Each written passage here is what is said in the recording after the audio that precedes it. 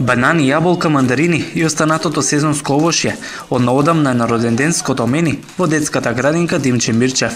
Во склоп на воведувањето на здравата исхрана кај децата од предучилишна возраст, од градинката одлучија сладките и грицките да ги заменат со овошни производи полни со витамини. Така беше и на роденденската прослава на малата Каја, која заедно со другарчињата свекичките ги дуваше покрај овошната салата. Каја, кажи ни колку годинки наполни денес? 4. Со што прослави, што е ручката денеска? Јадовме вусница и мандарина дома. А убаво ли овошјето? Зошто треба дечињата да јадат овошје?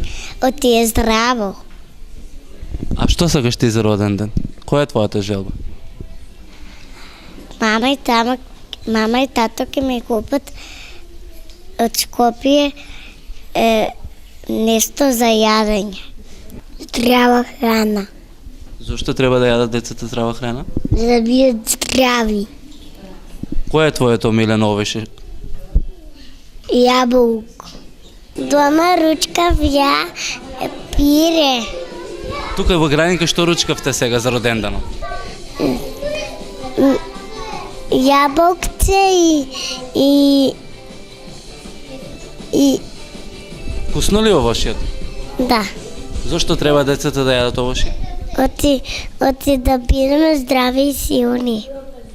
Подршка на ова иницијатива дадоа и родителите на дечињата кои ја посетуваат градинката.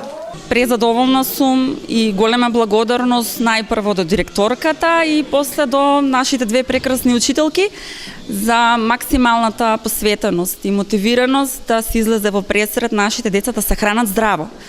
Здравјето е клучот на здравиот живот, значи здравата храна, мислев.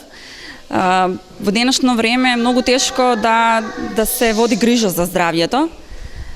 Градинката како прва основна педагошка и образовна институција игра голем чекор напред за да нашите деца одат по прав пат, да јадат здрава храна.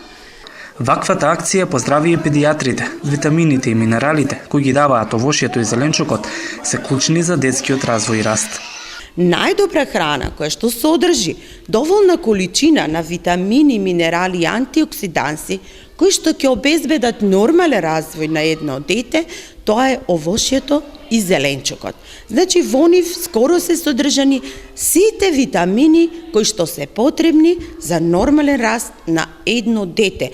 Додека во грицките, во кексите, во тортите, во чипсовите, во сите тие продукти, не само што нема витамини доволно, во овие продукти има и голем број на бензоати, на средства кои што делуваат токсично на организмот и можат да предизвикаат и одредени хронични болести кај децата. Праксата на славање на роден ден со овошје во градинката е од пред само 2 месеци, но ова е дел од екопроектот кој во оваа установа се спроведува подолго време. Здравата храна е дел од екопроектот и неговите 7 стандарди кои што уште од минатата година се применува во нашата установа. Со дечињата изработувавме разни интересни, вкусни сендвичиња во вид на разни форми на смеани ликови, во чија припрема учествуваа и самите дечиња, потоа и со задоволство истите и ги јадеа. На ист начин изработувавме разни овошни и зеленчукови салати.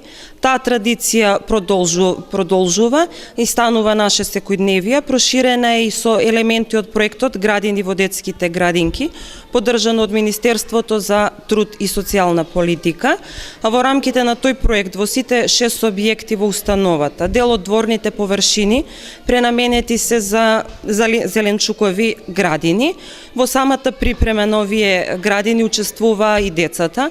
На тој начин учат како се припрема почвата за садење, ја учат користа и изгледот на разните зеленчуци. Од овој септември родендените ги прославуваме со свежо сезонско овошје и родителите беа презадоволни, бидејќи солените и благите грицки ги заменивме со овошје, бидејќи овошјето е, знаеме сите, здрава храна, полна со витамини за здравје на нашето дечиња. Значи, беше прифатено и од страна на родителите и од страна на дечињата, и дечињата, како што можевте и самите да видите, прекрасно се засладуваа со овошје. Кое е најчестото овошје кое еве го носат родителите за прослава на роден ден? Па најчесто носат јаболка, банани, носат мандарини. Еве како што можевте да видите, денеска имавме и брусница, портокали, круши, калинки. Значи се што имаме во оваа сезона од овошје се ни носат и децата тоа го внесуваат. Иако се работи за краток период, од градинката велат дека кај децата веќе се менуваат навиките и не ги бараат сладките и грицките, бидејќи секојдневно конзумираат овошје и зеленчук.